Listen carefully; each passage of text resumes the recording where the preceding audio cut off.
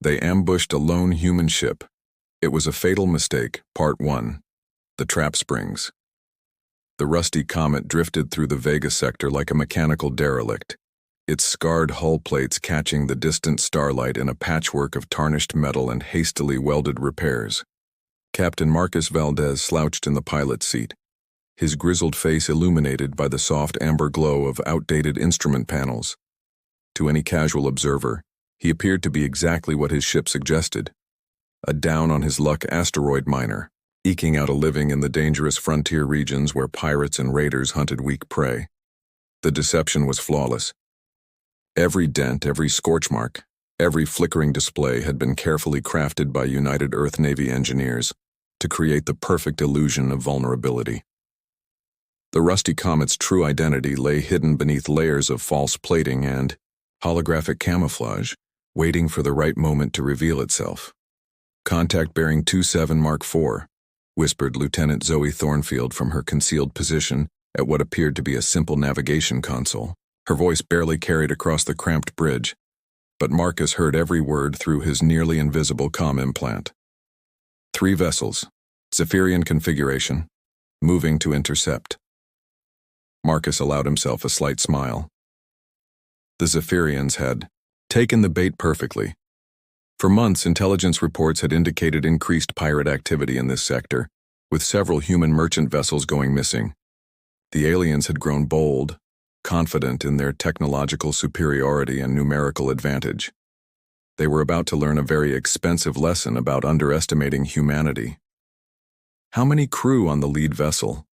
Marcus asked, his voice pitched to sound nervous and strained. He needed to maintain the performance even with his own people. The ship's internal sensors were sophisticated enough that any boarding party would detect genuine fear pheromones and stress indicators. "Scanning now," came the reply from Chief. Petty Officer Jackson Reed, hunched over what looked like a mining survey station but was actually one of Earth's most advanced tactical analysis systems. Approximately 40 hostiles on the primary vessel, 20 each on the escorts. Standard Zephyrian raiding formation. The aliens were closing fast, their sleek bioships undulating through space with an organic grace that still unnerved human observers. The Zephyrians had evolved in the gas giants of their home system, developing technology that blurred the line between living tissue and mechanical components. Their vessels pulsed with bioluminescent patterns, communication networks that flowed like neural pathways across their hulls. "Unknown vessel." The transmission crackled through the rusty comet's deliberately degraded communication array. "This is War Chief Craxon of the Crimson Tide. You will surrender your cargo and submit to boarding inspection. Resistance will result in destruction." Marcus keyed his response, injecting just the right amount of tremor into his voice. "This is Captain Valdez of the mining vessel Rusty Comet. We're just hauling processed titanium and rare earth compounds to the Centauri colonies. Please, we're not carrying anything valuable enough to—" "Silence." Craxon's voice carried the distinctive harmonics of Zephyrian aggression amplifiers. "Your cargo manifests indicate substantial quantities of refined metals. Lower your shields and prepare for transfer. Any attempt to flee will trigger immediate weapons fire." Through the bridge's small viewport, Marcus could see the lead Zephyrian vessel extending its boarding appendages, massive tentacle-like structures that could punch through most civilian ship hulls like tissue paper. The aliens' confidence was palpable, their formation loose and casual. They saw no threat in the battered human freighter. "Reed," Marcus whispered.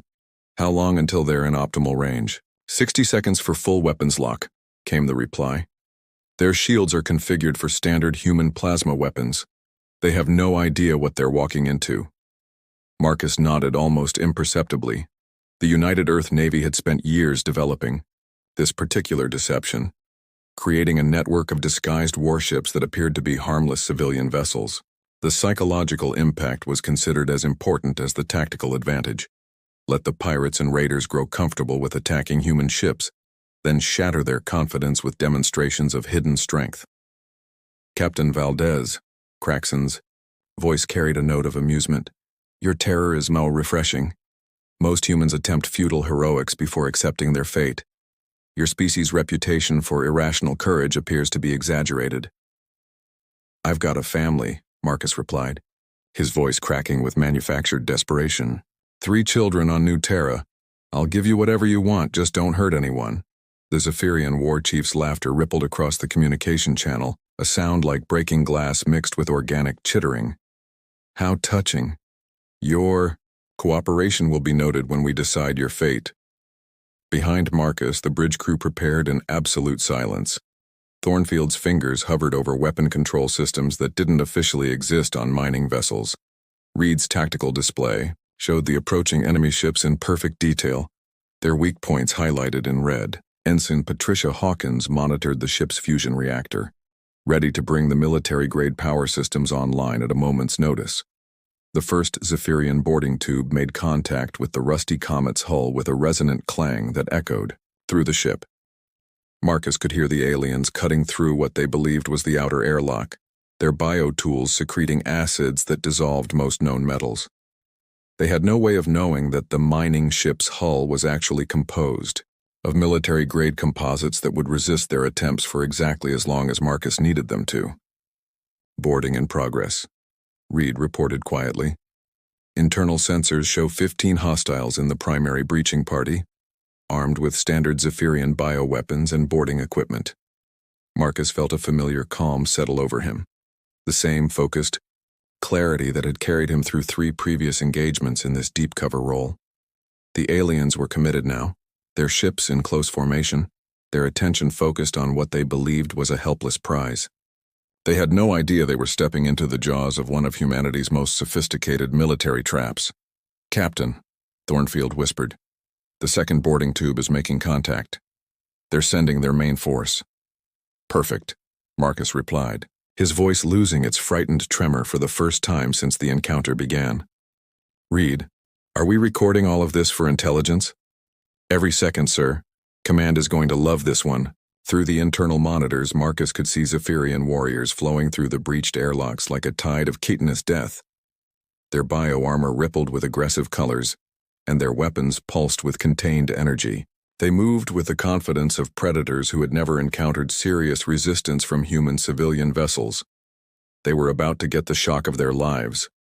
All stations, Marcus said quietly, his hands moving to what appeared to be emergency controls but were actually military override switches. Prepare for revelation. Let's show our guests what they've really stumbled into. The transformation began slowly, almost subtly. Hidden panels slid aside to reveal targeting sensors that immediately locked onto the Zephyrian vessels. The ship's energy signature began to shift as the military-grade fusion reactors came online, their output dwarfing the civilian power plant that had been running as camouflage. War Chief Craxon's voice crackled across the communication channel, but the smugness was gone, replaced by growing alarm. What are you doing? Your ship's energy readings are...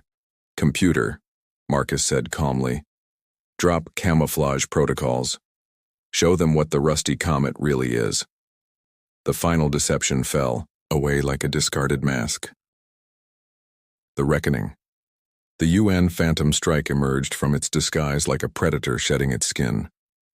What had moments before appeared to be the rust bucket mining vessel Rusty Comet now revealed itself as one of Earth's most advanced stealth frigates. Weapon ports that had been seamlessly hidden beneath false plating swiveled toward the Zephyrian vessels, their targeting systems painting the alien ships with deadly precision. War Chief Craxon's panicked voice crackled across all frequencies. Impossible. Human mining vessels do not possess such... War Chief, Marcus interrupted, his voice now carrying the crisp authority of a seasoned military commander. Allow me to introduce myself properly. Captain Marcus Valdez, United Earth Navy, commanding the stealth frigate Phantom Strike. You and your crew are now prisoners of war. The Zephyrian boarding parties inside the ship found themselves facing a very different situation than they had anticipated. What they had believed were civilian corridors suddenly blazed with military-grade lighting, and hidden bulkheads slammed shut, dividing their forces into manageable groups. Automated defense turrets emerged from concealed positions, their targeting, lasers painting the intruders with ruby dots of impending doom. Surrender immediately, came Lieutenant Thornfield's voice over the ship's internal communication system, and you will be treated according to interstellar warfare conventions. Resistance will be met with lethal force. The lead Zephyrian warrior, his bioarmor shifting to aggressive crimson patterns, raised his weapon toward the nearest turret. The automated defense system responded with surgical precision, a focused, energy beam that neutralized the alien's weapon without harming the wielder. The message was clear: humanity possessed technology far beyond what the Zephyrians had encountered before. On the bridge, Reed's tactical display showed the external situation developing rapidly.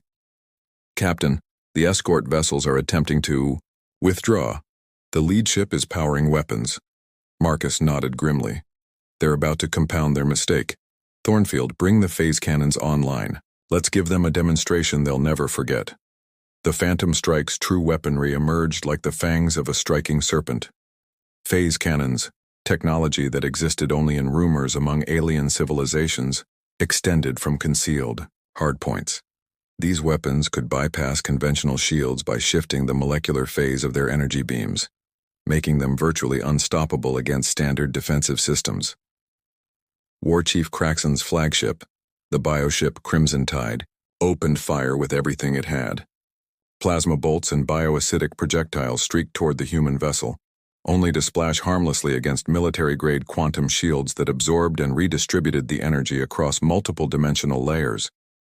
"Their weapons are having no effect," Hawkins reported from her engineering station. "Quantum shields are holding at 98% efficiency." Marcus allowed himself a cold smile. "Fire a warning shot. Target their forward bioweapon cluster. Disable it without destroying the ship."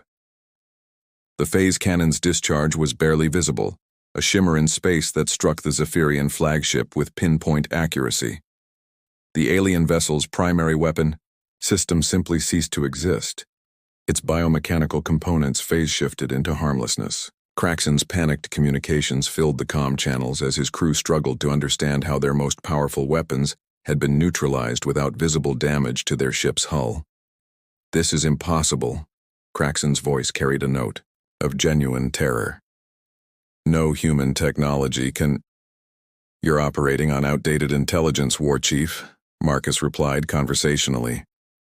"Your raids on our merchant vessels have been quite educational. Every attack, every casualty, every stolen cargo manifest has taught us exactly how you operate. We've been preparing for this encounter for months."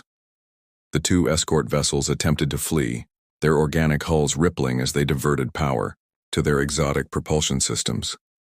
Reed tracked their movements with predatory precision, his fingers dancing across tactical controls that would have been incomprehensible to civilian spacers. "Shall I deploy interdiction fields?" Reed asked. Marcus shook his head. "Not yet. Let them run a little, build up some speed. I want the lesson to be thorough." Through the bridge's enhanced viewports, they could see more contacts approaching, additional Zephyrian vessels responding to Craxon's distress calls. The reinforcements included what appeared to be a heavy battle cruiser, its bio-hull pulsing, with aggressive patterns that had terrorized human colonies for years. "Contacts multiplying," Thornfield reported. 6 additional vessels inbound, including 1 capital ship. "They're coming in fast and mean." Marcus felt a familiar surge of combat adrenaline. This was the moment he had been waiting for, not just to defeat a single pirate group, but to send a message that would resonate throughout the alien underworld. Humanity was no longer easy prey. "All hands, this is the captain," he announced over the ship's internal comm. "We are about to engage multiple hostile vessels. This is exactly the scenario we've trained for. Let's show them why humanity survives in this galaxy." The Zephyrian battlecruiser Void Render dwarfed the other vessels with its massive biomechanical bulk. Its commander, Fleet Prime Zorthak, had built his reputation on the complete destruction of human settlements. His voice boomed across, all frequencies filled with the chemical cocktail of Zephyrian battle fury. "Unknown human vessel, you have made a grave error. Prepare to face the wrath of the Crimson Tide fleet." "Reed," Marcus said quietly. "Full tactical analysis.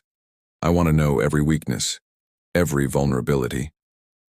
"Already on it, sir."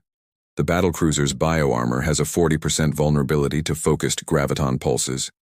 If we can destabilize their organic matrix, do it.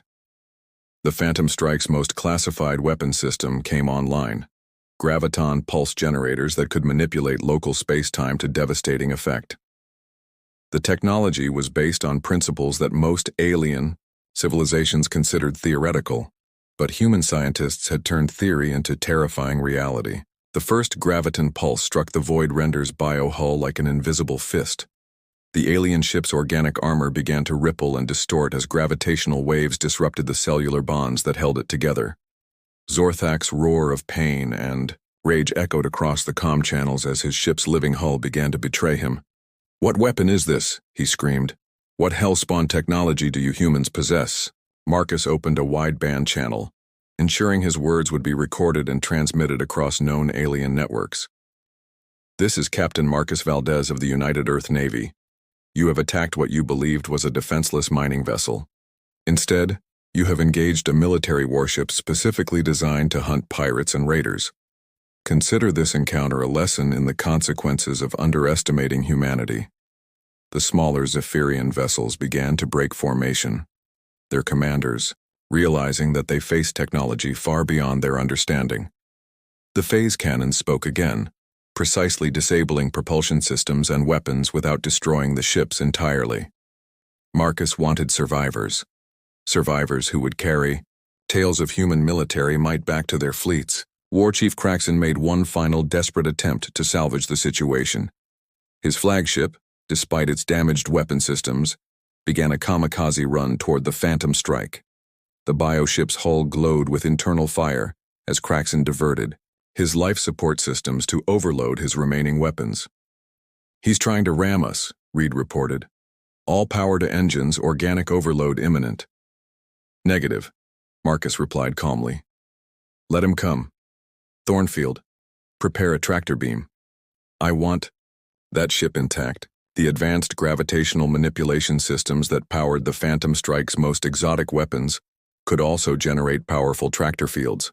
As Kraxon's ship bore down on them, the invisible force seized the Zephyrian vessel and held it, motionless in space, its biological engines straining uselessly against the gravitational lock. "You cannot hold us," Kraxon raged. "The Crimson Tide will—" "The Crimson Tide is finished," Marcus interrupted. "Your fleet is disabled, your warriors are captured, and your reputation as feared raiders is about to become a cautionary tale told in alien taverns across the sector." Fleet Prime Zorthak's massive battlecruiser, its biohull still writhing from the graviton assault, began to retreat. The organic ship's cellular structure was too damaged to continue fighting, but Marcus made no move to stop its withdrawal. "Let him go," he ordered, when Reed looked questioningly at him. "Zorthak will carry word of this encounter back to every pirate haven and raider stronghold in known space. The message will be clear. Human shipping is no longer easy prey." As the Capri, surviving Zephyrian vessels limped away into hyperspace, Marcus settled back in his command chair with deep satisfaction. The boarding parties had surrendered without further resistance, their bioweapons no match for the Phantom Strike's internal defense systems. The captured pirates would provide valuable intelligence about alien raiding networks and fleet dispositions. "Computer," Marcus said, "restore camouflage protocols. Resume mining vessel configuration." The transformation was as remarkable as before, but in reverse. The deadly warship's weapons retracted, false plating slid back into place, and holographic projectors restored the illusion of rust and decay. Within minutes, the UEN Phantom Strike had once again become the harmless-looking rusty comet. "Course for the Centauri colonies?" Thornfield asked. Marcus nodded. "We'll deliver our cargo of refined metals as scheduled. Our cover identity must remain intact." He paused, watching the distant stars where the Zephyrian fleet had vanished. "But I suspect word of today's encounter will spread faster than any hyperspace transmission. The next time pirates see a lone human mining vessel, they might think twice about what they're really dealing with." In the vast darkness of space, predators and prey were often separated by nothing more than appearance and assumption. Today, the Zephyrians had learned that humanity's greatest weapon was not their advanced technology, but their willingness to let enemies underestimate them until it was far too late. The lesson would echo across the galaxy. Never assume a human ship is as helpless as it